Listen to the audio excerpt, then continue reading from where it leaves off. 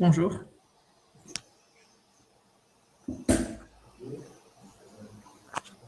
Et bonjour à tous. Bonjour.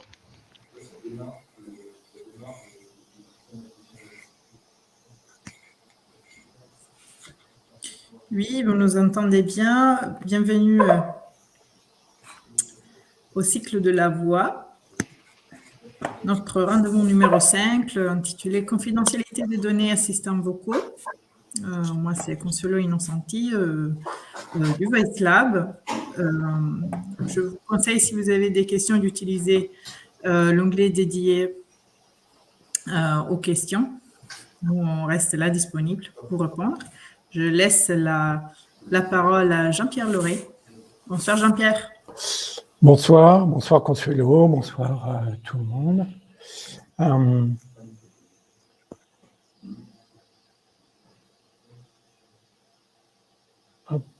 Non, juste, j'active la présentation. Donc, on va aujourd'hui tenir une session qui est la 5e depuis le début de ce cycle autour de la voix, de la reconnaissance vocale, co-organisée par le Voice Lab et le Hub Francia. Et donc, aujourd'hui, on va parler de confidentialité de données et puis d'assistants vocaux. Donc, ce que je vous propose, c'est que dans un premier temps, disons, entre 10 minutes et un quart d'heure, je vais introduire le sujet. Et puis, dans un second temps, eh bien, les deux intervenants experts que je vous présenterai en détail tout à l'heure, eh bien, vont vous présenter un certain nombre de technologies qui ont beaucoup à voir, évidemment, avec le sujet. Oui, par ailleurs, donc pour l'organisation de la session, donc on prendra un certain nombre de questions que vous aurez soin d'indiquer dans le chat au fur et à mesure qu'elles vous viennent. On prendra quelques questions à l'issue de la première présentation. Et puis ensuite, on gardera l'ensemble des autres questions à l'issue de la seconde présentation. Donc pour démarrer, donc quelques mots pour me présenter. Donc pour ma part, je suis Jean-Pierre Lauré, donc je suis directeur de recherche chez l'Inagora. J'ai un background en intelligence artificielle dans le domaine que je fréquente depuis maintenant plus de 30 années. Et en particulier, et ce qui va nous intéresser aujourd'hui, dans le domaine de la reconnaissance de la parole et du traitement du langage naturel. Et bien évidemment, qui dit l'Inagora, donc l'Inagora qui est acteur, qui est fondateur qui fait partie des membres fondateurs du Voice Lab, qui dit l'Inagora, dit open source. Donc j'ai un certain, disons, niveau d'expertise et d'appétence pour tout ce qui concerne ce sujet. Par ailleurs, donc l'Inagora développe une technologie d'assistant vocal, donc l'INTO, dont les références sont rappelées sur ce slide et qui nous rendent pertinents lorsqu'on parle de confidentialité de données et d'assistants vocaux. Donc juste pour présenter un tout petit peu plus les activités du groupe, de mon groupe, donc le Labs de l'Inagora, on travaille sur deux grands types d'activités, un ensemble d'activités autour de la reconnaissance de la parole et puis du traitement du langage naturel. Dans le domaine de la reconnaissance de la parole, on s'est dès le début focalisé sur la parole spontanée. Et on a développé un certain nombre d'applications issues de ces technologies que vous pouvez tester en ligne, notamment. Donc, on a mis en ligne une API de reconnaissance de la parole particulièrement performante que vous pourrez tester après la session si le cœur vous en dit. Et donc, on développe un certain nombre de technologies pour vocaliser de manière générale les applications, donc des assistants, des voicebots, etc. Par ailleurs, donc on a beaucoup travaillé sur un cas d'usage qui est celui de la réunion d'entreprise. C'est pour ça qu'on s'est intéressé à la parole spontanée. C'est également pour cela qu'on a développé un certain nombre d'algorithmes de traitement du langage naturel. Donc aussi bien pour traiter le langage issu de la transcription de la réunion, donc autour de la ponctuation, la reconnaissance du locuteur, mais également des technologies pour mettre en place des interactions langagières contextualisées. Et on s'intéresse beaucoup au résumé automatique, comme je vous le disais, et puis au dialogue en roman.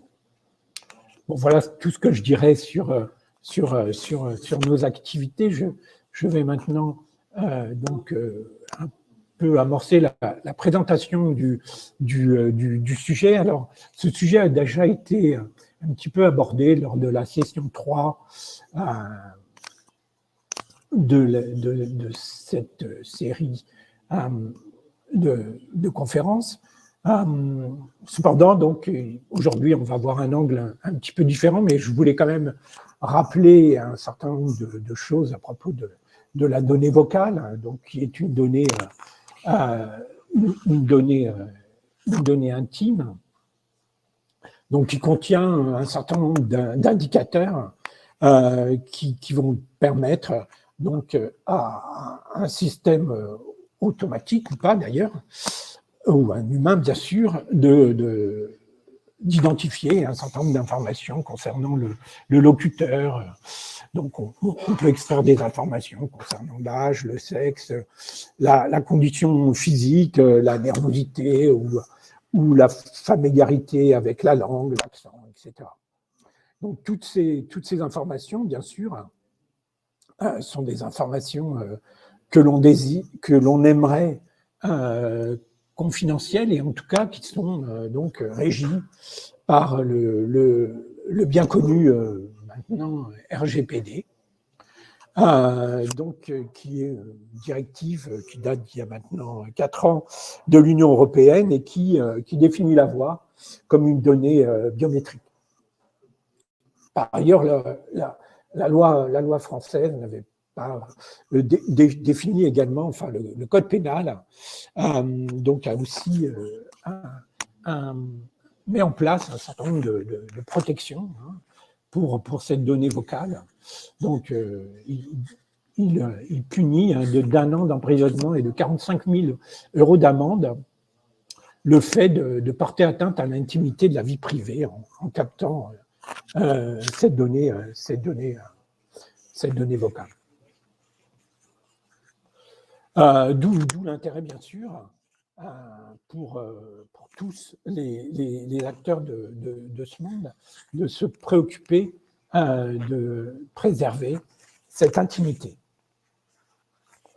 Donc voici pour ces quelques mots sur la donnée vocale. Maintenant, si on regarde les assistants vocaux, en quelques mots, donc, on peut définir un assistant vocal comme une application qui offre des capacités de dialogue oral avec un utilisateur donc en langage naturel. Les applications donc, de ce type de technologie font de nos jours florès, on en entend beaucoup parler, donc aussi bien dans des domaines aussi variés que de l'assistance à la maison, donc de l'assistance à la personne qui est située chez elle ou sur son lieu de travail. Et on dénombre un grand nombre de cas d'usage, donc des cas d'usage typiques sont des cas d'usage autour des mains occupées. Donc, vous voulez avoir une assistance, mais vous ne pouvez pas utiliser le clavier de votre ordinateur. Bon, j'ai parlé tout à l'heure de la réunion d'entreprise, mais également, il y a de nombreux cas d'usage dans le domaine de l'inclusion. Donc, quand on pense au handicap ou bien à l'électronisme, hein, à l'inclusion numérique, la voix étant un vecteur d'interaction qui se veut un peu plus simple que les vecteurs conventionnels, clavier, souris et autres interfaces. Et pour franchir et avoir de bonnes performances dans ces technologies, bien, on a dû franchir un certain nombre de verrous, dont les deux principaux. C'est d'une part la performance de la reconnaissance automatique de la parole. Alors, donc, savoir transcrire de manière aussi fidèle que possible la parole énoncée, d'une part, avec également des performances techniques sur lesquelles on reviendra sans doute tout à l'heure. Et puis, le dialogue intelligent, parce qu'il ne suffit pas de transcrire cette parole, mais encore faut-il ensuite pouvoir avoir des interactions conversationnelles, contextualisées en langage naturel, donc entre un locuteur et un dispositif.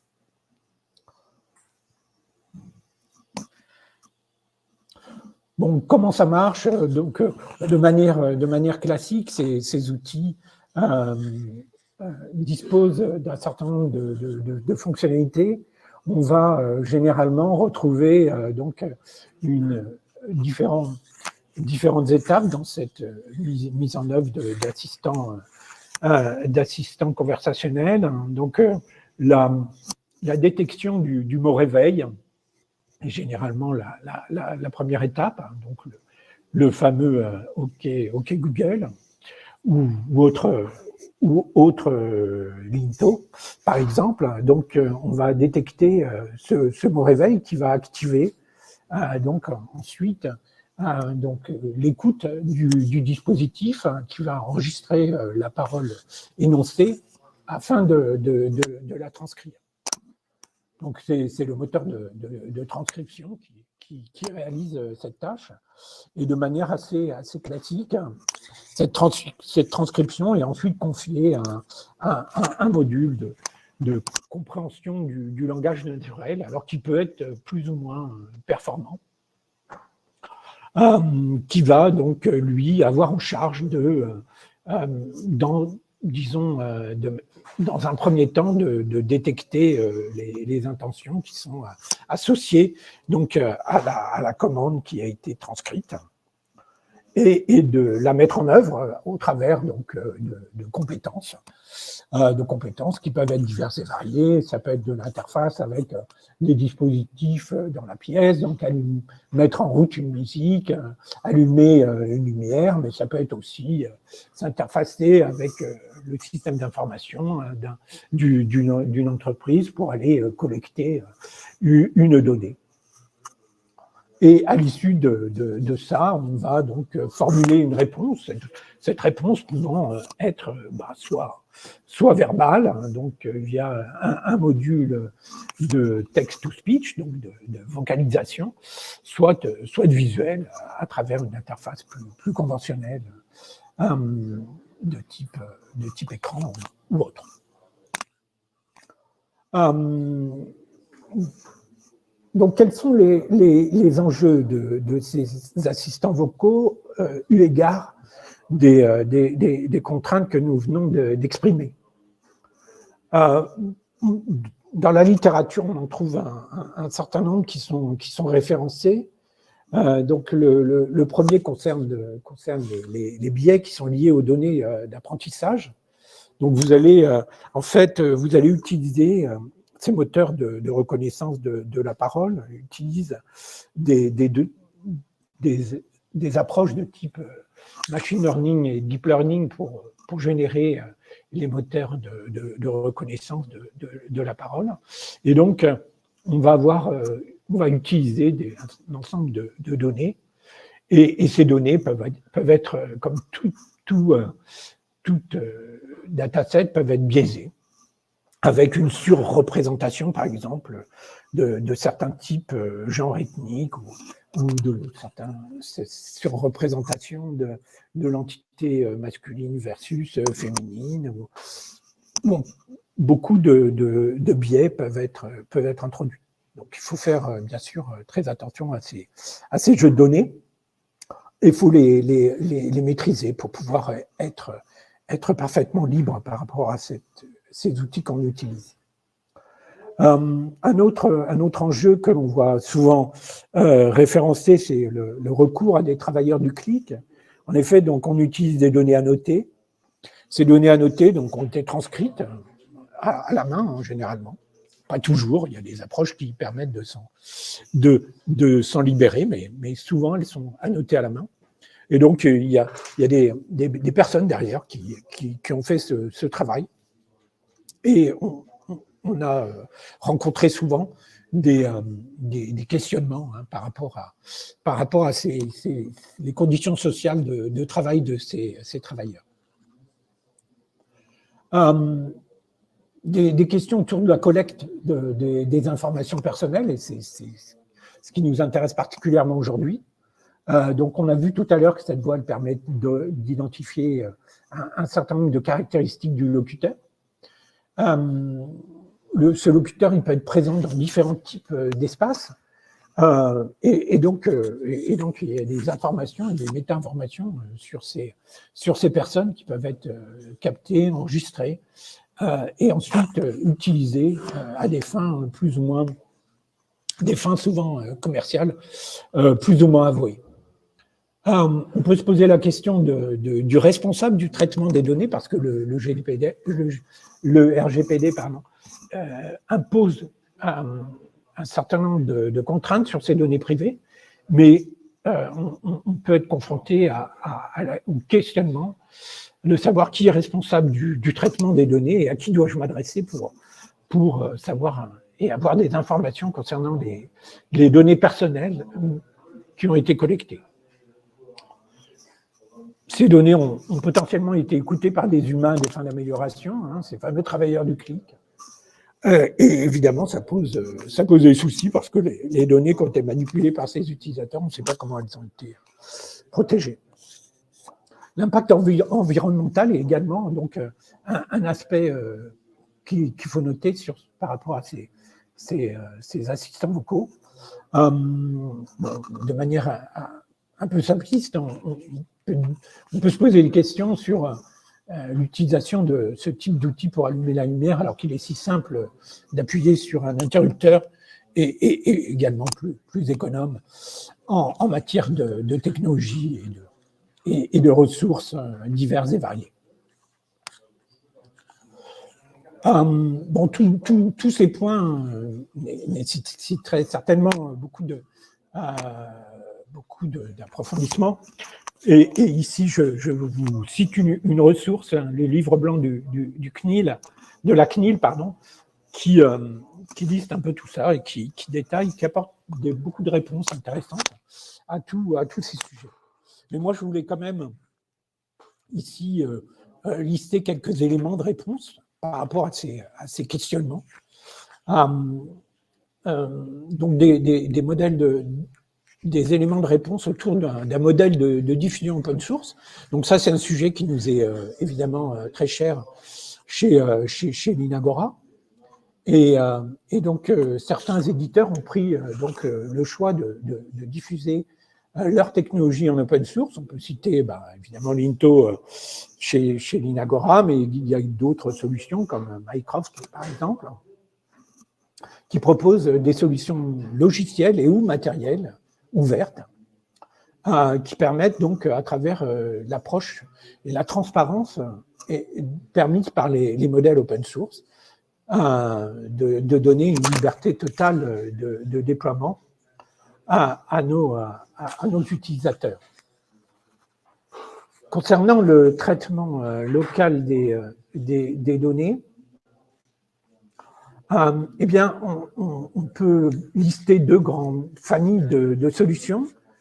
Le fait de traiter la parole au plus près du locuteur, bon, on va en parler tout à l'heure, donc je ne détaillerai pas plus, mais c'est l'approche autour du edge computing qui vont faciliter, qui vont éviter en fait la diffusion des informations privées. Et puis l'apprentissage fédéré, donc lui c'est donc dans la partie algorithme d'apprentissage réparti. On en a déjà parlé lors de notre événement numéro 3, hein, sont des familles d'algorithmes qui vont permettre de générer des modèles de reconnaissance de la parole sans avoir accès direct aux données d'apprentissage. Donc, j'en ai fini sur ma partie introductive.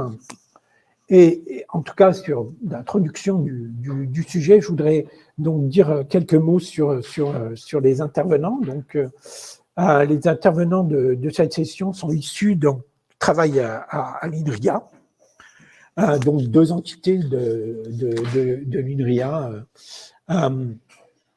mais qui vont vous présenter tout à l'heure. Donc, le premier intervenant, donc c'est Théo Biasuto-Lerva, qui est ingénieur de recherche à l'INRIA, expert en traitement de la parole et qui a fait sa thèse donc, sur la synthèse audiovisuelle de la parole et qui donc travaille à Nancy dans l'équipe Multispeech. Donc, il va nous présenter donc VAC, qui est donc un framework pour créer des assistants virtuels. Et le deuxième orateur, donc le deuxième orateur est donc anglo-saxon. And so now I have to switch in English to tell you that this speaker, his name Bridge Mohan Lal Srivastava, is a project holder of Ninja at INRIA Startup Studio in Lille. He did his PhD in computer science from INRIA, and he will talk about the Ninja. Ninja is technologies coming from, it's a result of the Comprise European Research Project, and it is a set of technologies to provide commercial voice anonymization solution. So I will let him present his activities in a few minutes. But at first, I leave the floor to Théo. Théo va faire sa présentation en français. Théo. C'est à moi. C'est à moi. Et voilà. Merci Jean-Pierre pour l'introduction. Donc, très rapidement, deux petits pots sur moi. Je suis ingénieur logiciel de formation. J'ai eu mon diplôme en 2014. Mon stage de fin d'études a porté sur une famille un petit peu particulière de réseaux de neurones, le réservoir computing. J'ai pu découvrir le monde de la recherche, j'ai adoré ça. J'ai fait quelques années comme ingénieur R&D à l'INRIA avant de faire ma thèse à l'Université de Lorraine, donc sur la synthèse audiovisuelle de la parole. Vous pouvez le comprendre très simplement. L'idée est d'animer un visage en 3D et d'animer ce visage en fonction d'un signal acoustique. Donc là, je parle dans un micro et l'idée est d'avoir un avatar capable de produire l'articulation similaire à la mienne, en tout cas logique avec le signal acoustique, cohérente avec le signal acoustique. Et donc depuis janvier, je suis ingénieur de recherche permanent à l'INRIA et je suis missionné dans l'équipe Multispeech. Donc Multispeech, c'est une équipe projet Ineria qui traite du traitement de la parole et des communications parlées, pour être plus exact. L'équipe est en petite restructuration et sur ces 4 prochaines années, nous allons avoir 3 principaux axes de recherche. Le premier étant les apprentissages efficaces en termes de données et respectueux de la vie privée. Le deuxième axe est autour de l'extraction d'informations à partir du signal acoustique, à partir du signal de la parole, pour être plus exact. Et le troisième point, c'est la parole multimodale, génération et interaction. Donc ce qu'on entend par parole multimodale, encore une fois, c'est le fait que lorsque 2 personnes communiquent en face à face, il n'y a pas que le signal acoustique qui est exploité par les locuteurs, par les participants à la conversation. Il y a aussi, plein d'informations visuelles sur les déformations du visage qui peuvent, rendre, le discours plus robuste, par exemple, robuste au bruit, car, il est beaucoup plus facile dans un lieu bruyant de comprendre ce que nous dit une personne lorsqu'on la regarde. Même si on ne sait pas lire sur les lèvres, on va exploiter quelques informations inconsciemment et hem il y a aussi des informations au niveau de la métacognition, des émotions qu'on peut transmettre juste avec le visuel. Donc le visuel est un élément important de la communication parlée. Et donc qu'est-ce que VAC? Donc VAC, c'est le projet logiciel de l'équipe Multispeech. C'est une plateforme permettant à tout à chacun de créer des assistants virtuels. Hem Petit aparté sur pourquoi il y a une petite barre, au-dessus du A. En fait, c'est bon voilà, c'est en plus de vouloir dire d'être un acronyme, vouloir dire, Virtual Assistant Creator. Ce mot est une écriture vient du sanskrit, se prononce théoriquement vatch et signifie parole, verbe, donc voilà, ça la petite aparté. Donc, quel est le constat? Quelle est notre vision à l'heure actuelle? C'est que tous les assistants vocaux majoritaires sur le marché, donc que ça soit OK Google, Siri, Alexa, proviennent pour la plupart des GAFAM ou se reposent sur leurs services. Donc que ça soit des services de transcription de la parole, ou de synthèse. Ce qui nous pose, bah, évidemment, des problématiques de souveraineté numérique, de respect de la vie privée. Faut savoir que toutes ces technologies sont par exemple, américaines, donc sous le Patriot Act. Donc voilà.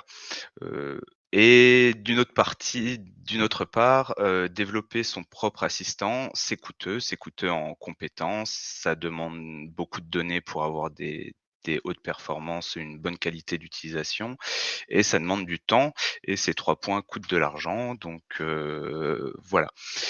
Le tableau n'est pas si noir que ça, hein. On a quand même des initiatives européennes comme le projet Comprise. On a, des solutions comme Linto de l'Inagora, on a Rasa, on a Getleon. Donc ça, d'un point de vue plus logiciel et sur le point de vue collecte de données et récupération de données, pour entraîner des algorithmes, de machine learning. On a, d'initiatives, comme le Voice Lab, comme Mozilla Common Voice. Donc on a de l'espoir. Et donc l'objectif de Multispeech, c'est de proposer une plateforme donc permettant de créer des assistants virtuels qui soient respectueux de la vie privée. Hem donc on a 6 grands points, 6 grands objectifs. Le premier étant la modularité du système, du framework. Vous devez pouvoir avec, VAC, avec Vatch, créer un assistant vraiment sur mesure adapté à vos besoins. Je reviendrai un petit peu dessus plus tard. On a un gros objectif de multimodalité vu que c'est un des travails principal, de l'équipe. Donc, modalité acoustique bien entendu, hein, mais aussi visuelle et textuelle. Et on veut des traitements 100 embarqués. C'est-à-dire que tous les modèles d'intelligence artificielle doivent, tourner sur le terminal de l'utilisateur. Donc, c'est un petit peu l'approche edge computing que vous parlez Jean-Pierre, si je ne dis pas de bêtises. Donc voilà, il y a 2 grands avantages à réaliser des traitements 100 embarqués. Le premier avantage, c'est que par définition, par design, toutes vos données restent sur vos appareils et vous ne fuitent pas dans la nature.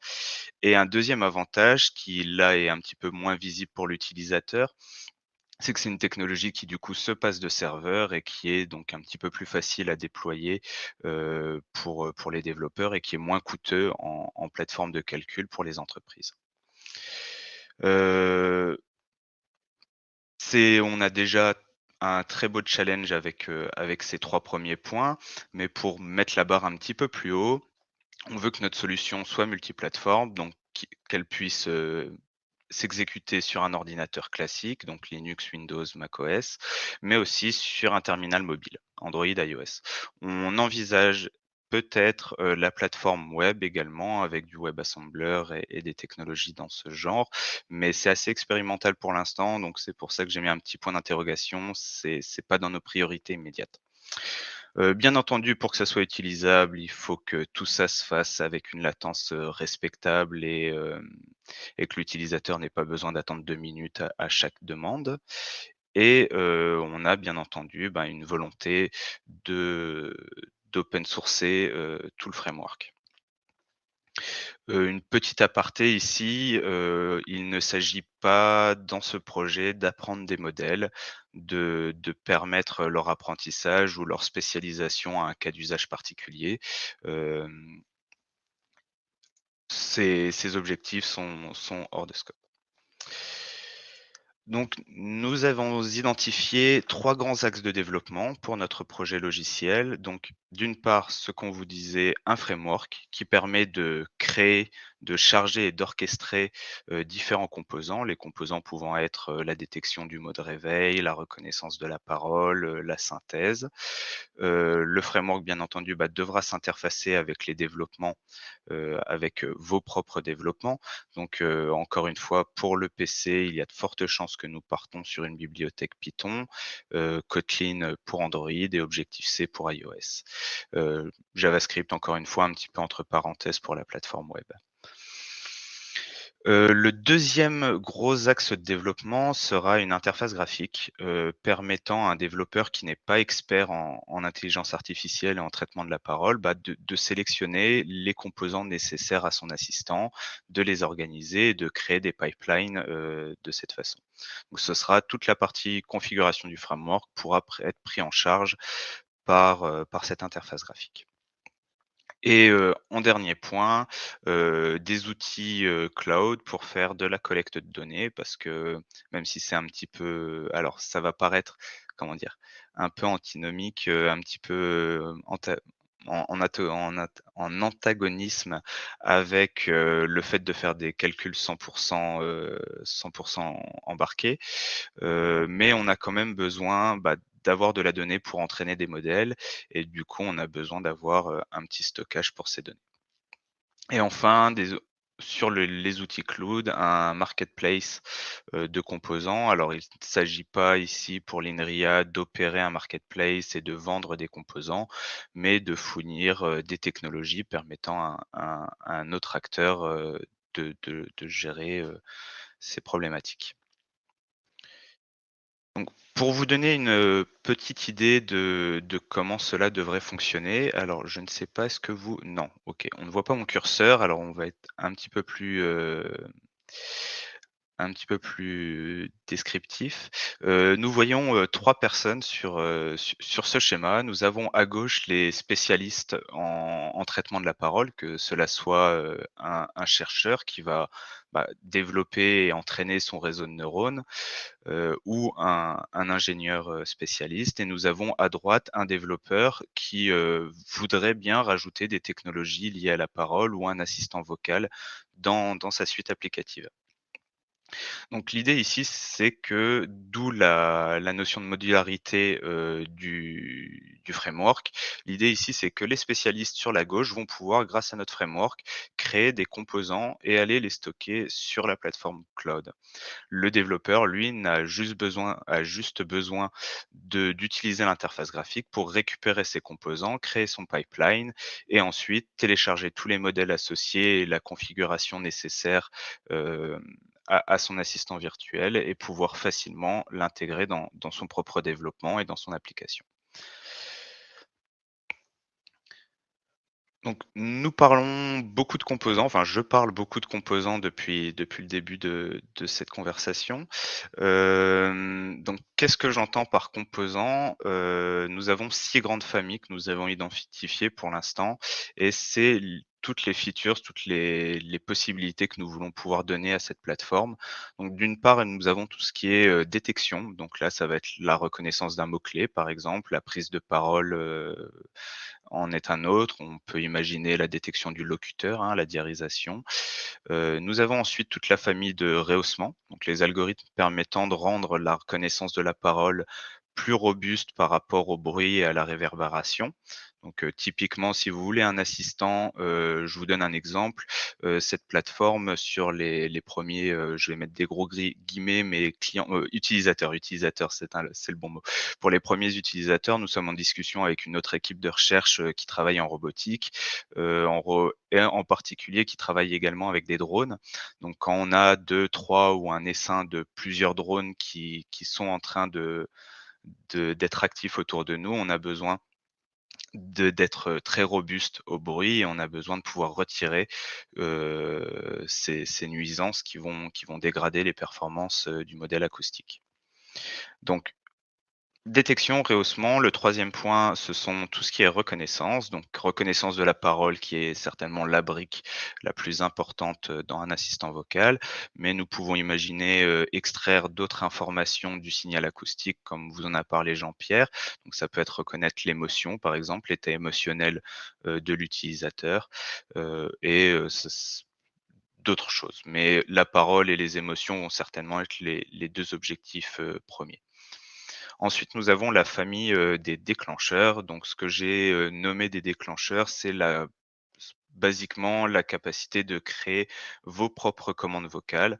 Donc le développeur va pouvoir, par exemple, écrire, «Envoie un mail, à FranceHub, France AI». Hem Le développeur donc va depuis l'interface graphique, préciser cette petite commande vocale et pourra ensuite dans son application créer un callback. Donc désolé pour les noms techniques, créer une petite fonction qui sera automatiquement déclenchée, lorsque l'assistant, virtuel aura capté la phrase correspondante. Ensuite, nous avons, la famille dialogue. Donc là, c'est compréhension du langage naturel et agent conversationnel. Donc c'est tout ce qui va tout ce qui va permettre à la machine de répondre à l'utilisateur. Et finalement, les systèmes de synthèse pour pouvoir donner un feedback. Alors, j'ai écrit feedback audiovisuel. Donc là, typiquement, il y aura par exemple un module de synthèse acoustique, heu, comment dire? Classique. On peut imaginer une synthèse acoustique, avec des émotions, par exemple. C'est des choses qui ont été travaillées dans l'équipe pour que, du coup, un module de reconnaissance des émotions puisse permettre à l'assistant, bah, d'adapter sa réponse par rapport à l'émotion de l'utilisateur. Ça peut être une idée. On peut avoir aussi un feedback donc audiovisuel avec un petit avatar 3D qui parle et qui incarne, quelque part l'assistant, qui personnifie l'assistant. Donc voilà, nos 6 grandes familles de composants. Hem, donc et où on en est, donc comme je vous l'ai dit, j'ai été, en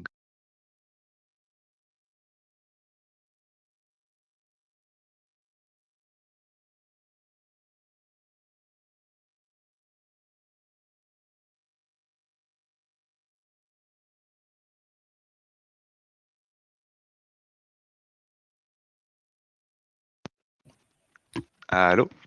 Alors est-ce que le son est revenu?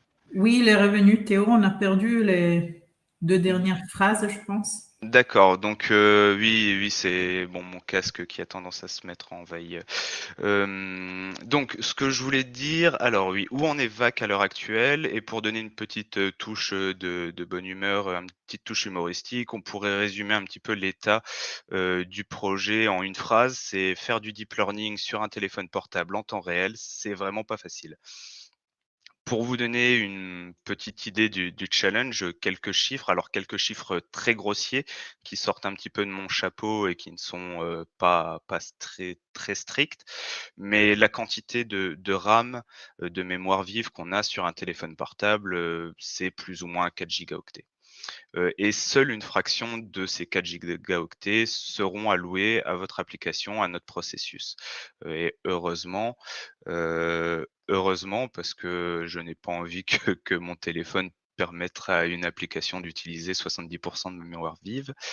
Heu, à côté de ces 4 gigaoctets de mémoire, enfin de cette fraction de 4 gigaoctets, nous avons, bah, l'état de l'art en reconnaissant de la parole. Donc là, typiquement, c'est des chiffres qui viennent, de Wave2Vec 2 pour, donc un modèle, de reconnaissance issu des laboratoires de Facebook pour les experts, ici présents.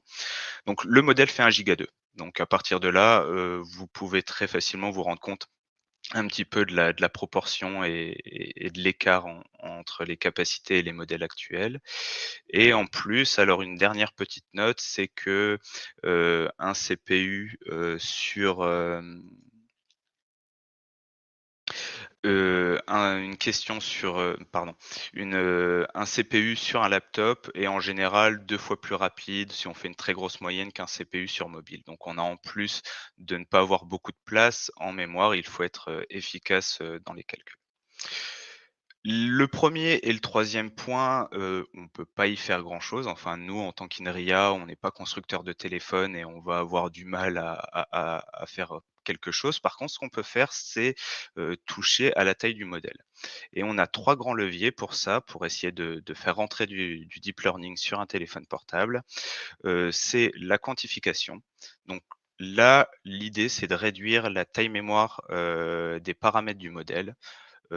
Pour, le dire simple, on va avoisiner, des valeurs réelles avec, donc des flots de 32 pour les techniciens ici présents, avec, des valeurs, entières, des int8.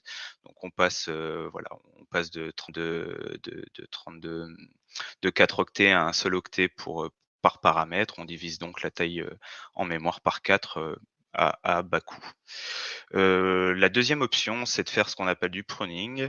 Donc là, ça va être, d'analyser un petit peu le modèle de réseau de neurones et d'aller supprimer, les connexions et ou les neurones inutiles pour, bah, voilà, encore une fois, enlever des paramètres au réseau et le rendre plus léger. Et enfin, le troisième levier à notre disposition, c'est la distillation. C'est le fait de transférer de la connaissance d'un modèle avec des millions, voire des milliards de paramètres, vers un modèle un petit peu plus petit et qui puisse rentrer sur un téléphone portable. Au niveau, technique, nous avons, fait un choix sur le moteur, de deep learning, le moteur d'inférence pour réseau de neurones que nous allons utiliser. Ce sera très certainement, le ONNX Runtime, donc ONNX pour, Open Neural Network Exchange. C'est un projet, un runtime open source, soutenu par Microsoft, donc sous licence MIT, qui a 3 points qui nous a, bon, en plus de l'open source, 3 points nous ont intéressés pour ce choix. Le runtime est multiplateforme sur CPU, GPU, Android, iOS et aussi, sur le web avec WASM. Heu, le framework permet de faire des builds, personnalisés et de faire un moteur sur mesure. Donc typiquement, l'idée, c'est que sur un moteur, d'inférence pour du deep learning, on a plein d'opérations qui sont définies par les créateurs du moteur. Sur ce build personnalisé, nous allons pouvoir sélectionner uniquement les opérations utiles à notre modèle et donc réduire encore une fois, bah, l'empreinte mémoire, la place en mémoire du framework et dans un contexte de mobile, c'est encore une fois très intéressant.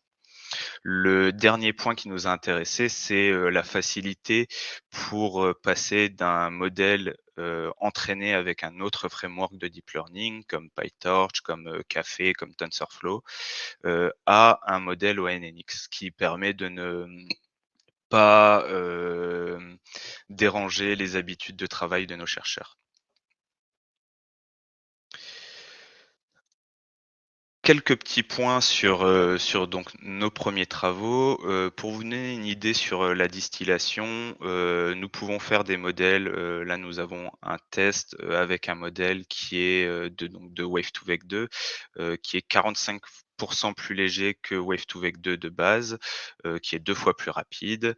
Mais par contre, qui forcément, il y a un curseur à mettre, comme toujours, entre la taille du modèle et la performance finale du modèle. Donc, Wave2Vec 2 large qui fait 1 gigaoctet fait en un petit peu moins de 2 mots d'erreur sur 100 mots, là où le modèle de base fait à peu près 4 mots d'erreur, alors que le modèle distillé, lui, fait à peu près 10 mots, 10 erreurs sur 100 mots. Donc voilà, vous pouvez voir qu'il y a une légère perte de performance avec la distillation, mais ça va être, voilà, ça va être des travaux de recherche et des axes d'amélioration, sur les mois suivants. Et pour vous donner une idée donc des capacités un petit peu temps réel, faible latence, sur CPU à l'heure actuelle, on arrive à faire de la reconnaissance de la parole en 7 du temps de parole. C'est-à-dire que, par exemple, pour 2 secondes d'audio, on peut traiter ça en environ 150 millisecondes. Pour les modèles de rehaussement de la parole, nous avons aussi quelque chose, dans les tiroirs qui tourne bien en 25 du temps de parole. Sur Android, forcément, hein, les processeurs sont un petit peu moins puissants et on retrouve à peu près ce facteur 2 énoncé plus tôt. On fait la reconnaissance en 15 du temps de parole. On s'attend à faire du rehaussement à peu près 50 du temps de parole. Ça aurait dû être fait pour aujourd'hui, mais il y avait, cette présentation à préparer. Donc, voilà, je suis en train d'optimiser un petit peu et de travailler les modèles pour les faire tourner sur Android un petit peu plus rapidement qu'en 50. Et on a fait quelques essais avec WASM, avec le WebAssembly pour voir si la plateforme web était une plateforme que nous pourrions supporter également. Et donc je tiens à préciser que le runtime ONNX pour le WebAssembly est encore expérimental et ça se ressent sur les performances. Et en plus de se ressentir sur les performances, ça complique forcément l'intégration d'une solution comme ça à un développement natif. On a fait quelques expériences avec des WebView et ce genre de technologie et c'est quand même un peu limitatif. Donc les prochaines étapes, hein, pour ces 6 prochains mois, enfin voilà, ça va être dans, la synthèse de la parole, hein, qui est une brique essentielle, hein, acoustique pour l'instant. Ça va être le moteur donc, de callback avec cette possibilité de créer ses propres commandes vocales, hein, les déclencheurs. Une fois que nous aurons ces 2 pièces, ça va être de faire toute la pipeline, ce qui va certainement, je m'attends à ce que cela nous pose, voilà, encore une fois, quelques petits problèmes, techniques, surtout au niveau de la taille en mémoire. Donc il va certainement avoir une grosse passe d'optimisation à faire pour pouvoir faire tenir toute la pipeline, dans un téléphone portable. Et ensuite, ce sera, réaliser la version alpha du framework et faire tout ce qui est DevOps pour mettre en place, intégration et déploiement continu, sur le framework, testing, enfin la panoplie classique de l'ingénierie logicielle. Et pour vous donner une vision un petit peu plus long terme, du projet, donc cette année sera donc, comme je vous l'ai dit, consacrée principalement à l'architecture logicielle, au DevOps, proposer un premier framework alpha avec tous les composants essentiels à un assistant vocal. Nous espérons pouvoir, à la fin de l'année, commencer à ouvrir le framework à des testeurs externes. Donc, encore une fois, là, les petits points en gras que j'ai mis, sur ces derniers points, sont des points où justement vous avez peut-être, votre, mot à dire et la possibilité de participer au projet. Donc, voilà, si vous êtes intéressé par Vatch, n'hésitez pas à me contacter par email, pour éventuellement, devenir bêta-testeur. Donc l'année 2023, elle, sera principalement consacrée, aux agents conversationnels. Donc, voilà, faire, le modèle du dialogue et tous les modèles de compréhension du langage naturel. Il va également avoir une grosse partie de l'année consacrée à la récolte de données pour pouvoir améliorer en continu les modèles que nous proposons. Hem, Nous espérons fin 2023 avoir donc une ouverture cette fois-ci plus uniquement aux bêta-testeurs, mais vraiment une ouverture au public et une mise à disposition du framework pour la communauté. Et nous espérons également recruter en 2023. Donc encore une fois, un petit point en gras, si jamais vous êtes intéressé par le projet. Alors je ne veux pas, si vous êtes déjà dans une entreprise, je ne veux pas qu'on m'accuse d'essayer de vous débaucher, mais si jamais vous connaissez des étudiants, de vos anciens stagiaires qui ont envie de travailler sur, des ingénieurs jeunes diplômés qui ont envie de travailler sur, ces problématiques, encore une fois, n'hésitez pas à m'envoyer un petit mail. Donc, à l'issue de ces 2 années, l'année 2024 principalement, donc encore une fois, avec un recrutement d'un deuxième poste, je l'espère, énormément et l'arrivée d'une première version stable, d'une première version 1.0 du framework, qui, débouchera sur, un enrichissement assez naturel du catalogue, donc en particulier, sur tous les travaux de l'équipe, vis-à-vis de la multimodalité. Donc rajouter la capacité de mettre un avatar animé, par exemple, sur votre assistant. Cette année-là sera aussi consacrée à l'interface graphique, donc pour la configuration et la création de pipeline et à la création d'outils pour fournir, de marketplace, pour pouvoir fournir, les différents composants à l'interface graphique. Et enfin, à l'issue de cette 3e année, nous espérons avoir un produit, relativement stable et donc une communauté d'utilisateurs qui commence à se développer, qui est présente et voilà, ça sera, peut-être la création d'un consortium, de l'amélioration continue dans tous les cas du logiciel et de l'animation, d'une communauté open source. Je vous remercie, pour votre attention et si vous avez, la moindre question, c'est le moment d'utiliser, le petit onglet questions Oui. du Oui, il y avait une question qui a ah été oui. posée. Ouais. Alors Hein. oui, je vois la question, d'Émilie. Donc comment gérer le Oui. problème des non-natifs et les problèmes d'accent? Oui, alors ça, c'est une grosse problématique, hein, sur la reconnaissance de la parole, effectivement.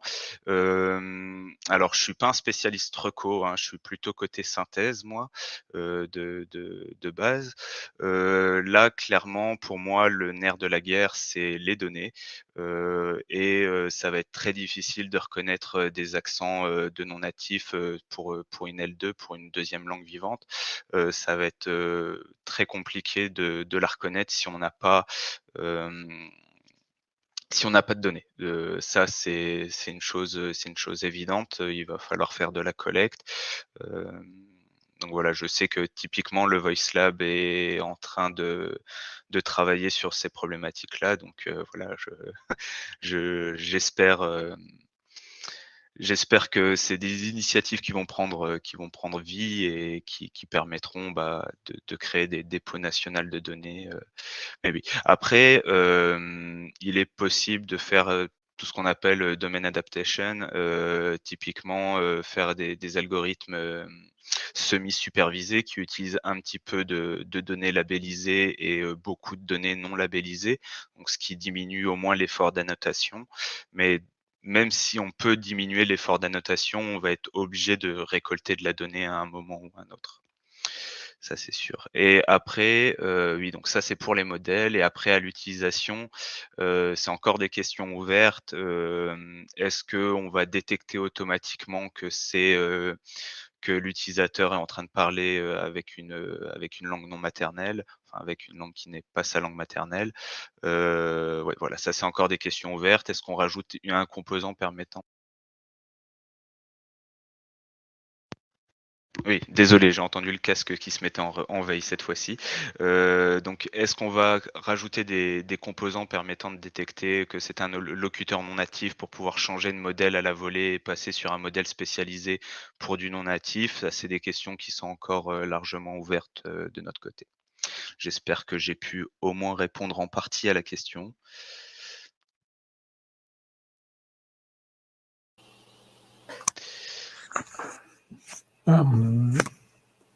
Moi, juste une autre petite question Mmh. avant de passer à l'orateur suivant.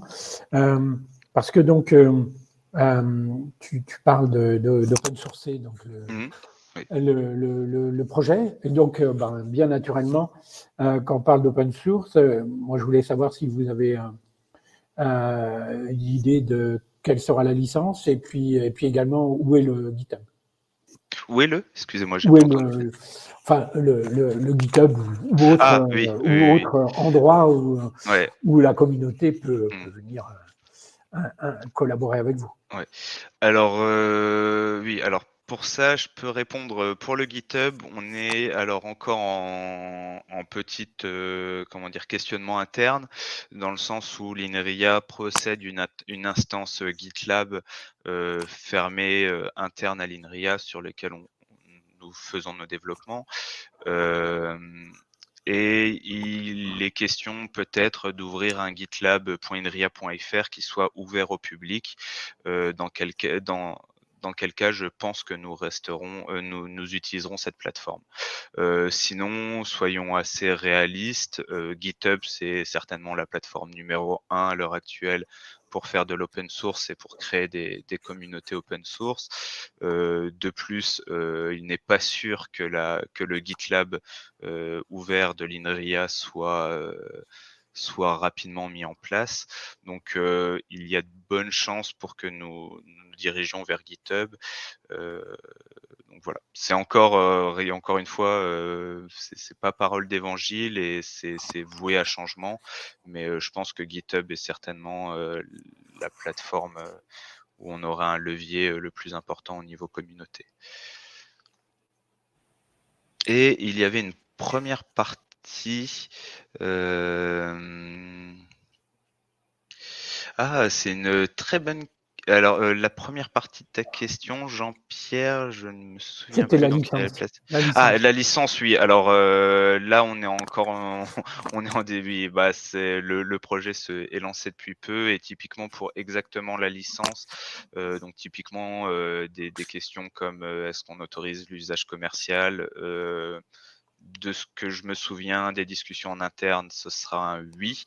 Est-ce que la licence sera contaminante pour que les codes utilisés, enfin les codes se basant sur notre framework doivent être open source?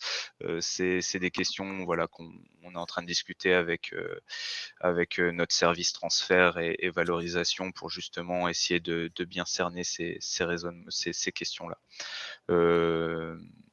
Voilà, c'est une réponse assez floue, désolé.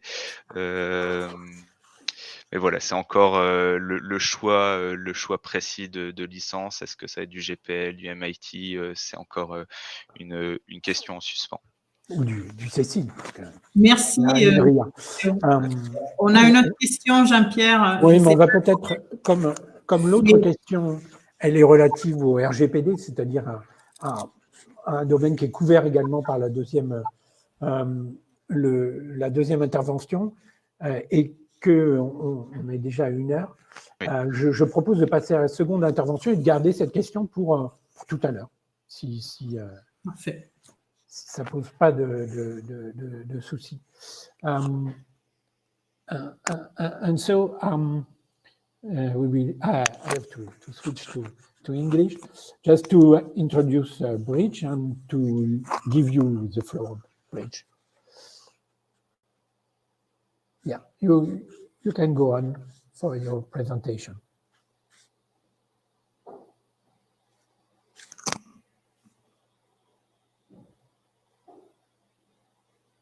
Any issue, or can you hear me? Can you hear me? Yeah, it's okay now. And my screen is visible, right? Yeah. Okay, so thank you, Jean-Pierre.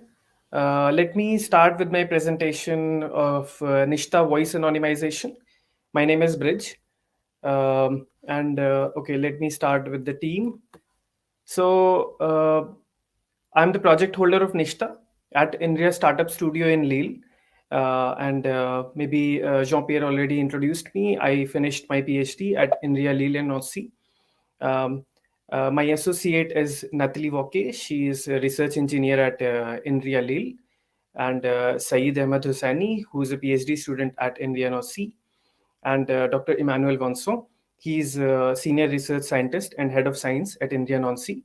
And he was also the leader of the H2020 Comprise project.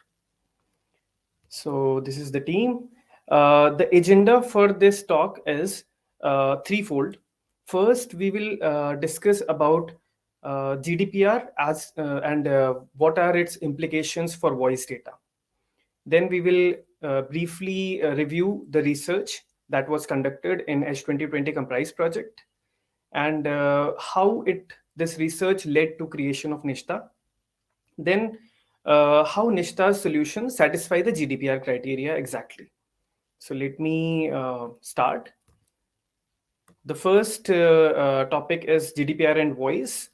So the General Data Protection Regulation was passed, came into force in 25th of May 2018, and it has set a global precedent for protection of personal data worldwide. So the main objective is to protect the fundamental rights and freedom of natural persons, particularly the European citizens, because it applies to Europe. This is particular to the right of protection of personal data. Now, all the data controllers and processors, people who are collecting the data and processing the data, must comply with the provisions of the GDPR. And if they do not comply, there are big fines that can be incurred on them.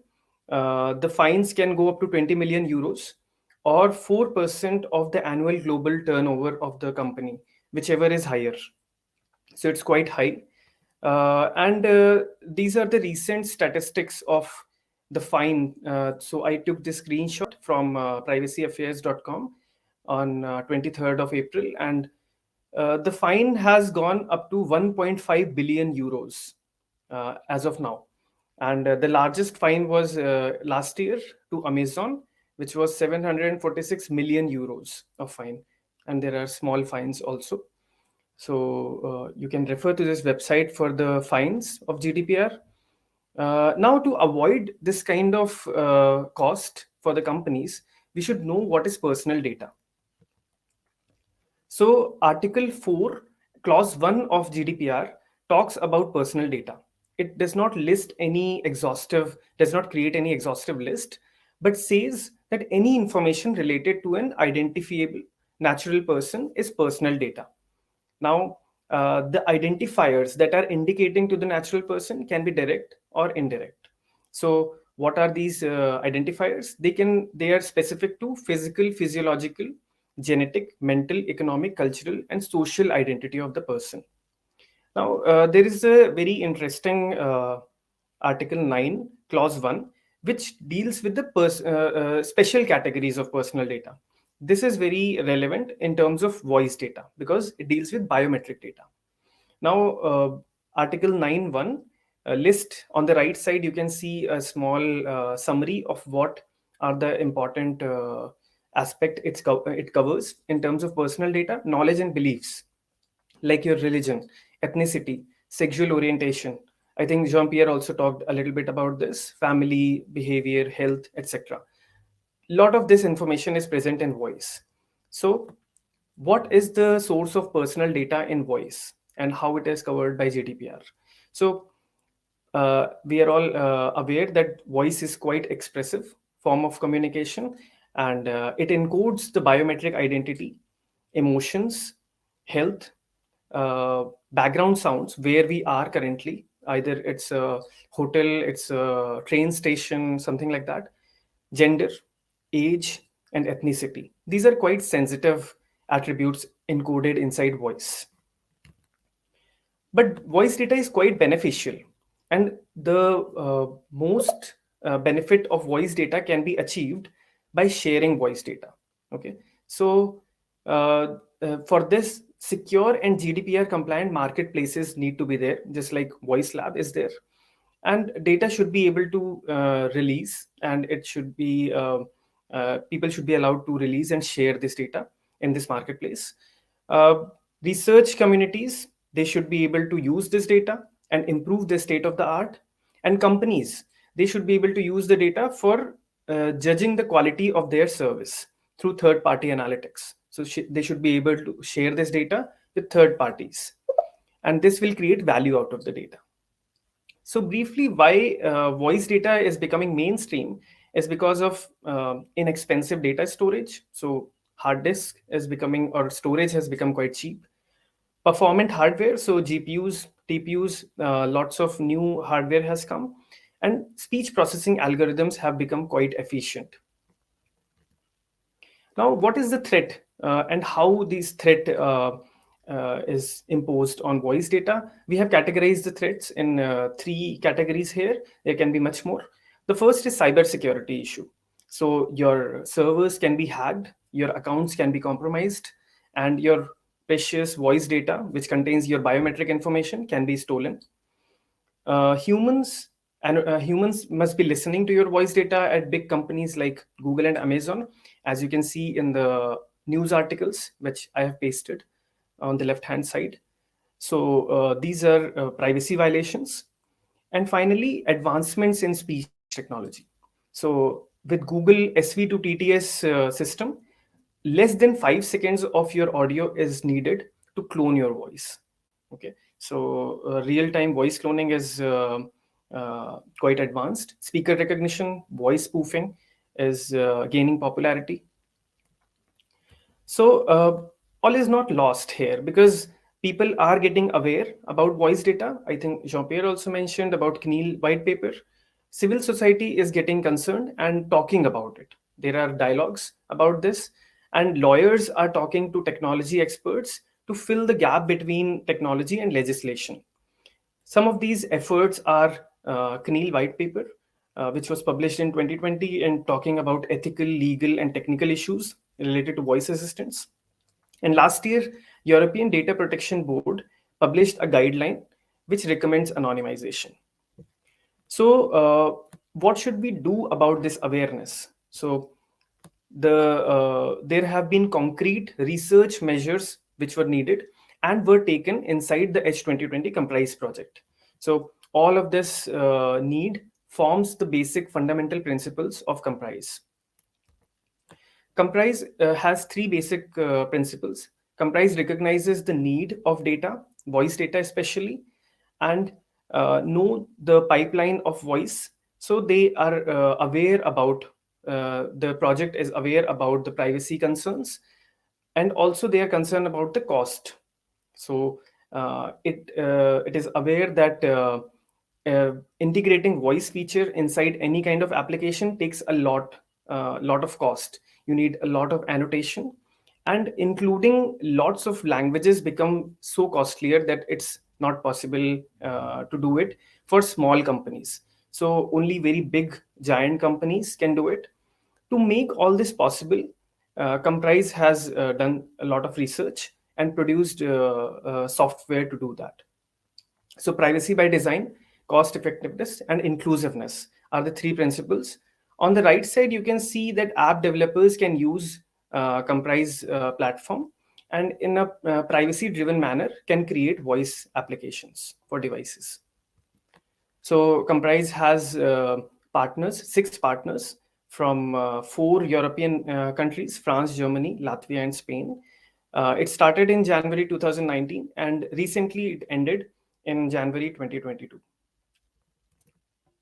So the most important scientific output, which we are going to talk about in this presentation also, are its publications, the research.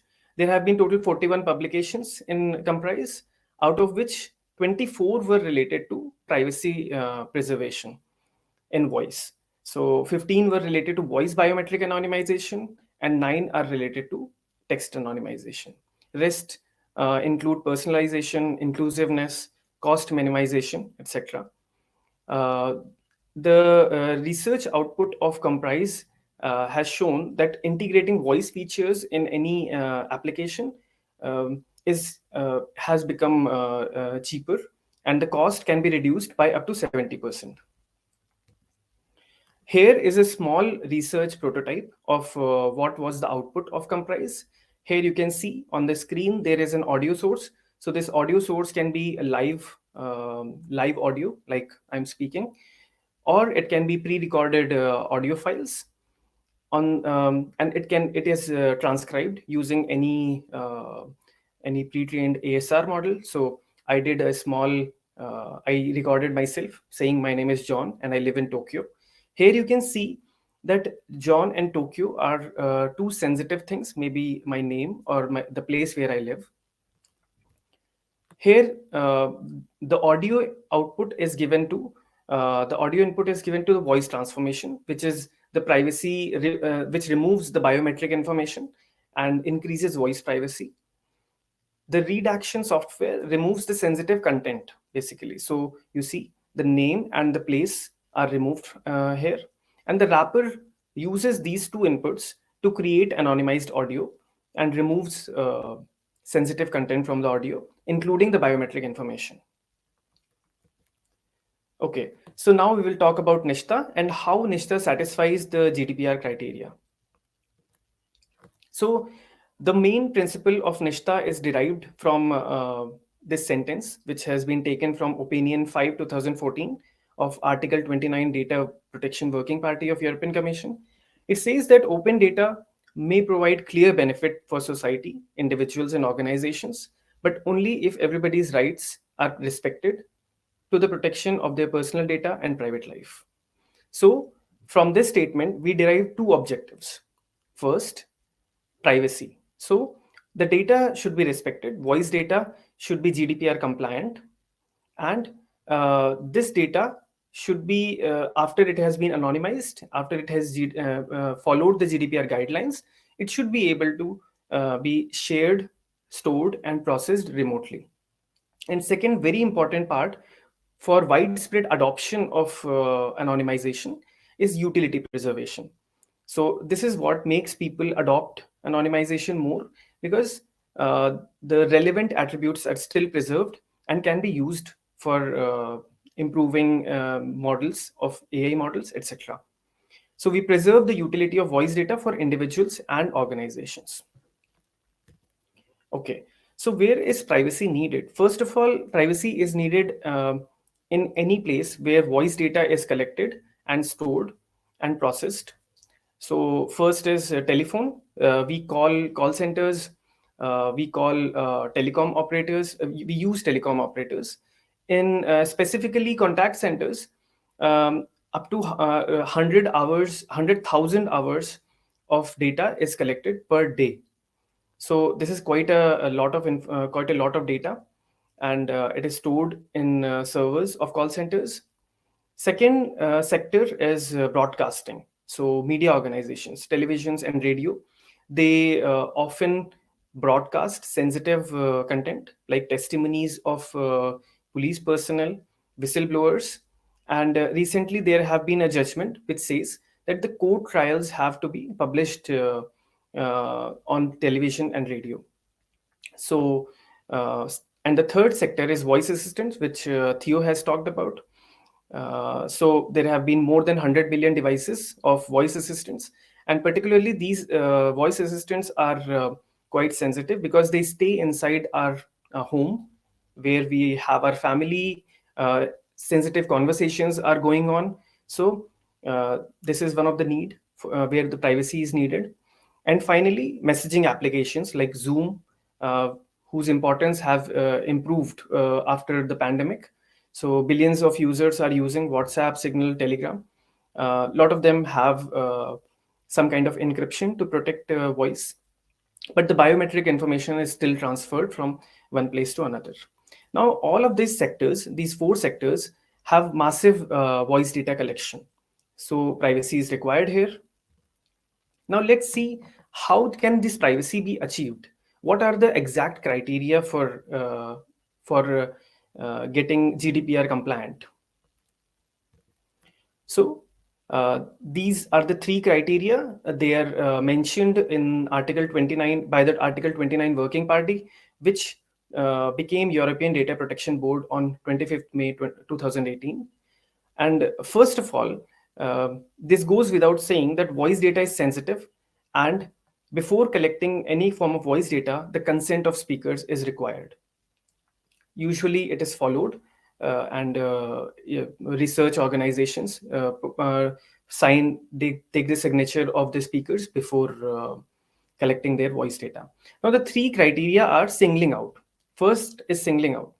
Is it still possible after anonymization to single out an individual? So is it possible to isolate the records which are concerning a particular individual from a voice database?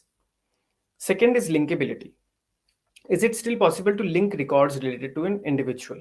So suppose there are two records originating from the same individual. After anonymization, can it be said that they both originate from the same individual or not? This is linkability. And finally, inference. So after anonymization, can sensitive information be still inferred about an individual? Now let's see how we satisfy this criteria. But first, let me define the setting of our experiments. So here's a diagram of our threat model. Here, 4 actors are present. The first is the speaker, which is giving their voice. The second is data controller or data collectors, who are collecting the sensitive data from speakers and storing it somewhere in their servers. Possibly they are using Nishta's solution to anonymize their voice. Now, the anonymized voice is also stored in their servers. And this anonymized voice is then transferred to data users. These are companies, research institutes, who wants to use this data to train AI models or do some kind of analysis. Now there is a fourth entity here, which is the attacker. In order to authentically measure the performance of our solution, we have created this attacker. And this attacker is quite strong because it knows about Nishta's algorithm as well as has access to the publicly released speech data. It also has access to some kind of found data, which it uses to make 3 kind of attacks: singling out, linkability, and inference attack. And finally, after using this attack, the sensitive information is revealed. Now let's see. There are many forms of attacker that can happen. So here is a spectrum which shows on one end an ignorant attacker who knows nothing about the attack, and on the other end an informed attacker who has complete knowledge of the user's device and the algorithm. But the informed attacker as well as the ignorant attacker are not so realistic. The informed attacker is where we are assuming that some kind of cybersecurity threat has been imposed, some kind of hacking has been done. The semi-informed attacker is the most realistic in our case. So we will measure our performance on semi-informed attacker. So here is the anonymization framework which we are using in Nishta. Here you see there is an unprotected audio. This audio is decomposed into 3 parts. The first part is the prosody, which maintains the long duration component of speech, like emotions, etc. Second is content, which is the linguistic content, what is being spoken by the speaker. And finally, biometric information. This is the most sensitive content, biometric information, and it must be completely removed. We use our anonymization method, which uses a pool of speakers to create a fake identity. And finally, these three information are synthesized using a synthesizer to create a private audio. Now let's see how well this framework performs in terms of the 3 criteria that we mentioned before. So the first criteria was singling out. Is it still possible to single out individuals from the anonymized data set? Here on the screen, you can see a plot on which x-axis is the number of speakers. So these are the speakers which are possessed by the attacker. And on the y-axis, you see the precision of singling out. Okay, so for better privacy, we want the precision to be lower. Okay, now you can see the blue line here. As the number of speakers are increasing, the precision of singling out is going down, right? This is before anonymization. Now have a look at the red line. Here you can see after anonymization, the precision of singling out is going down much faster. In fact, to be concrete, the precision of singling out achieved when the data set is 20,000 speakers in original case can be achieved with just 52 speakers after anonymization. So the privacy has been improved significantly. Now, the second criteria is linkability, whether the two records of an individual can be linked with each other after anonymization or not. So before anonymization, they can be linked 90% of times. With some conventional anonymization algorithm, they can be still linked 80% of times. But with Nishta's solution, the two records can be linked less than 20% of times. So here also we say that linkability, in terms of linkability, also Nishta's solution are performing quite well. And the third criteria for GDPR compliance was inference. Can we still infer some kind of sensitive information from the speaker? So here again you see the x-axis is the number of speakers with the attacker, and y-axis says what is the rank of the true identity. So we are doing identity attribution to every utterance. For every utterance, we want to find the true identity. So the rank should be lower. If the rank is lower, then there is no privacy. But if the rank is higher, then there is better privacy. So you can see the blue curve again, and the rank is very close to 0 all the time. So there is no privacy there. While the red line is very close to the chance level rank. So identity cannot be found out very easily. So this is identity inference. The second is gender attribution. So can we find out the gender of the person after anonymization or not? Before anonymization, we can find the gender of a person almost 100% of time. It's very easy to find the gender of any person from their voice, unless they are children. Children's voice is a bit challenging. On the side, after applying Nishta's solution, you can see the gender attribution. The probability of gender attribution goes to chance level. So 50%. There are only two gender, so that is the chance level possibility, and that is 50%. So we have obfuscated the gender information also. Now we also focus on the utility of anonymized voice. Is the voice after anonymization is usable for tasks? So we have measured it in terms of word error rate after training the speech recognition algorithm and testing over the anonymized voice. We can see in original case. So these are the recent results where we have worked on advanced privacy with some advanced slicing techniques, and we can see that in the original case the word error rate is around 6%, while after applying anonymization the word error rate improves, so it goes to around 4%. So performance is improving after for utility also. Performance is improving after anonymization. So finally, we want to show what is the value we are adding to different stakeholders whose biometric identity or their people who are giving their voice or people who are using the voice data. And this is also a broad vision of Nishta. So for customers who are giving their voice and contributing to the database, for them, it's a safeguard against re-identification or identity theft. Also, their privacy is protected for if the people are listening or annotating their voice.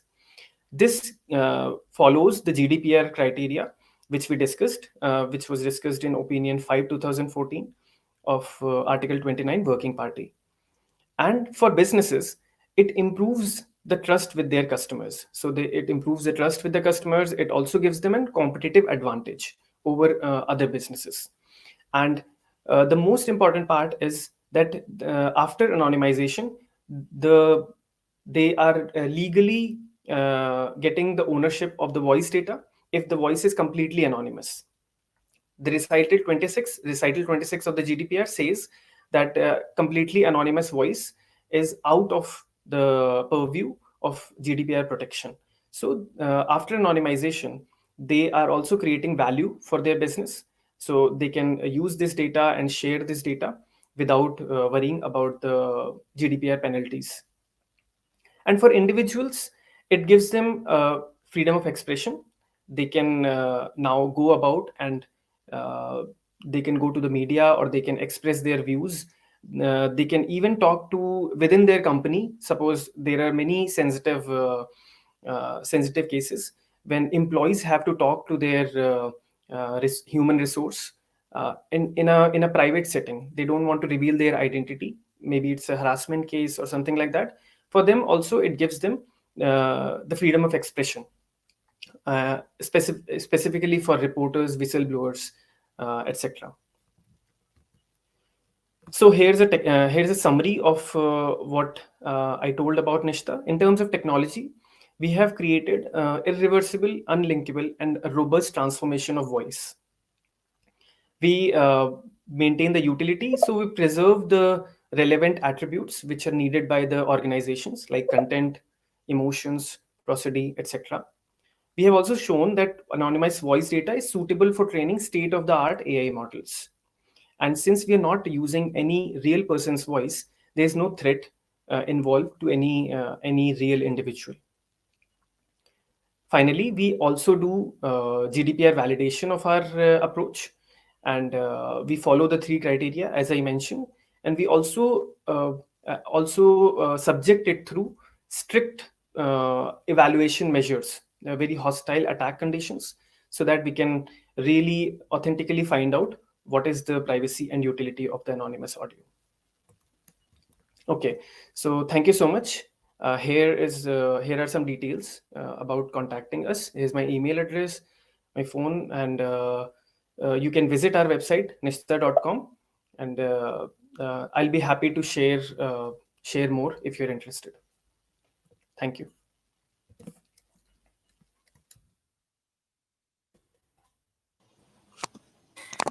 Thank you. Yes.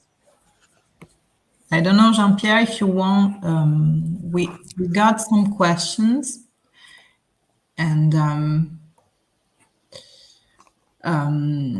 so we had one question, and that was at the end of the last presentation, and I think that Brish, you can answer if you want.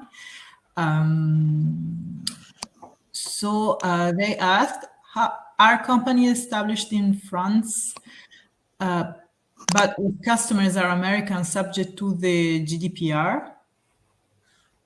Okay, so the vice versa is actually true. If there are other companies who are companies situated in other countries serving European customers, have to follow GDPR, but the other way may not be applicable unless there is a local law protecting their citizens. So like San Francisco or the California area has a law for data privacy, so those citizens are protected. But I'm not a legal expert here, so don't take my advice on the face value. But I think it's not needed if the American citizens who don't have any law in their own state, then this is not needed. Okay, thank you. And there was another questions, and I think that they will give an answer, but if you want to give your opinion as well, please tell us. Jacques asked, did I get it right? Is voice anonymization the equivalent of message encryption, like WhatsApp or Signal do with written messages? So encryption is a security measure. It protects the channel, so it protects the exchange of information. But the content of the message itself remains. So if the person has so text, there have been studies which show that people have writing styles, and if I write in certain way, people will recognize that it's me. And if somebody else writes from my mobile, probably they will say that that's not me who's writing it. So there are some subtle attributes which are hidden in text, which may reveal some kind of biometric information about the writer of the content. Voice anonymization, here you can take an analogy that like suppose you have your fingerprint basically. So you have a unique fingerprint and you cannot change your fingerprint unless you put some material on it.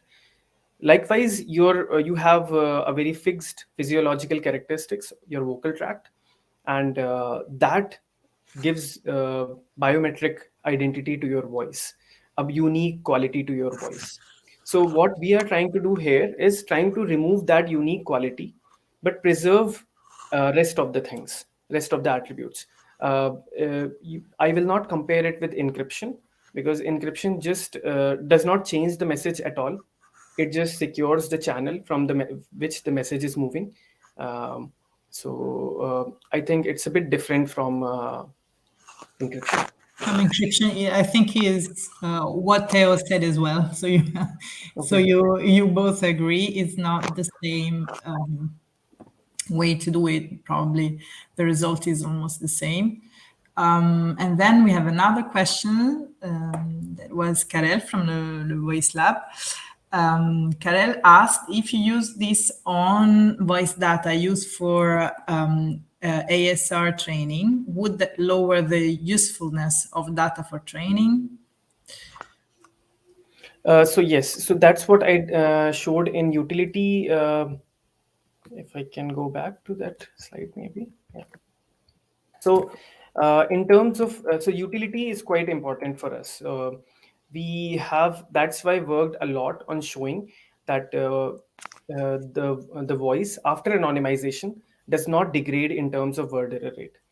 That's if you use the model, ASR model, which was trained on original voice, then you may have some increase in word error rate, but still it's quite reasonable. It's maybe 1 or 2% increase in the word error rate. But here on the slide, you can see actually in high enhanced privacy scenario, which is slicing, what we call, Nishta's anonymization actually improves the utility of the voice. So your word error rate comes down if the model is trained on anonymous audio itself. Then. Okay, thank you. That's very interesting. I don't know. I don't see any other questions. I don't know if Jean-Pierre, you want to add, or you have some questions, you two, for Bridge? Yeah, just a question about the anonymization framework, because you did not provide any. I would like to have more details about the. You told us that there are three components. One which remove identity markers. One which remove which manage the content of the transcription. And here I can understand how it is working, but for the biometric one and for the protody one, I would like to have more details about the algorithms you use. Okay. So yes, I mean, definitely I did not put too much detail in this slide because it was for a wider audience. And I can definitely share my dissertation with you, where I have given more details about the algorithm. But I can tell you here, the prosodical components mostly include intonation, which is pitch, and the content includes linguistic information, which can be some form of phonetic information coming from some linguistic feature extractor, which preserves basically the pronunciation of audio, but only very broad classes of pronunciation, so phonemes, but not too many details. So these are derived from the intermediate layers of a neural network, which can be an ASR, which can be some form of phonetic transcriber. In terms of biometric, currently we are using X vector based models, and this computes it is trained on speaker identity to predict speakers in a large data set. So it's a speaker identification model, and these are also some kind of intermediate layers of a neural network. And after this, we have the anonymization. This anonymization is basically composed of selecting proper X vectors from a pool, and this selection criteria is the one which is quite important, quite crucial, because if you select X vectors from in a criteria, in a bad criteria, then your utility will go down. So we provide some kind of design choices. We provide whether you can select same gender or you can select different gender. You can select we don't have age right now, but we plan to include that you want to preserve the age. We also plan to have more design choices, but currently we have gender, and we have basically what sort of distance measure that you use. So this kind of design choices are present in the anonymization. And finally, these three features are then used as input to a customized speech synthesizer, which is based on Hi-Fi GAN currently. So it uses a neural source filter based speech synthesizer and with a Hi-Fi GAN discriminator to generate the high quality audio. Okay, thank Do I you. answer your question? Yeah. I really would like to have a look at your PhD. Yeah, document. I can possibly play some samples maybe. So I have a sample in French. Let me know if you can hear it. Au revoir. Okay. So this was the original au revoir voice, and this is the anonymized one. Au revoir. Au revoir. Au revoir. Au revoir. Au revoir. Au revoir. So if you could hear, there are many different speakers which are transformed, and the original audio is transformed into many different speakers with different design choices, and so the voice is anonymized. The biometric identity has been removed, and new identity has been superimposed. Okay, that's very interesting, Brish. Thank you. There was another question of Sylvie, which is actually still typing something, but she asked, do you keep only anonymized voice recordings for any training purposes of your AI model? The raw voice recording are then removed? Yes. So we are currently formulating our privacy policy right now, and we'll be also hosting a demo. But basically, we do not save any kind of personal information. Once we receive the raw audio, we extract the features from it. Possibly, if the user wants, we retain the audio for some time, but it can be deleted anytime. And from our side also, we are now putting a time frame on when do we delete, but we basically don't need to retain any kind of raw information at all. We use the original audio, convert it into anonymized audio, and then original audio is deleted. But this may differ for different clients. So people who want to who would like to retain original audio for reference purposes, they may retain, but by following the GDPR guidelines, it gets quite difficult to store this audio without purpose limitation. So you have to limit the purpose of the audio that you have to tell beforehand what you want to do with the original audio. Otherwise, you have to delete it. Okay, thank you. S'il n'y a pas d'autres questions, if you don't have any more questions, I just give the last few words to Jean-Pierre. And do not forget that we always share the replay of these presentations on our website and our social media pages. And also, and then I switch in French. Si vous avez des questions aussi pour nos orateurs, donc n'oubliez pas, vous pouvez contacter le Voice Lab. On sera ravis de partager avec vous les liens, les contacts de nos orateurs. Je laisse la parole à Jean-Pierre et je vous remercie pour cette session. Eh bien, je remercie également nos orateurs, donc Théo et Bridge, pour leur présentation. Donc, thank you, Théo and Bridge, for your very interesting presentation. Et puis, il ne me reste plus qu'à vous souhaiter une bonne soirée, et puis à vous donner rendez-vous à la prochaine session de notre cycle autour des données vocales. Merci beaucoup. Merci, Bonne soirée au revoir. tout le monde. Merci à tous. Bonne soirée. Au revoir. Au revoir.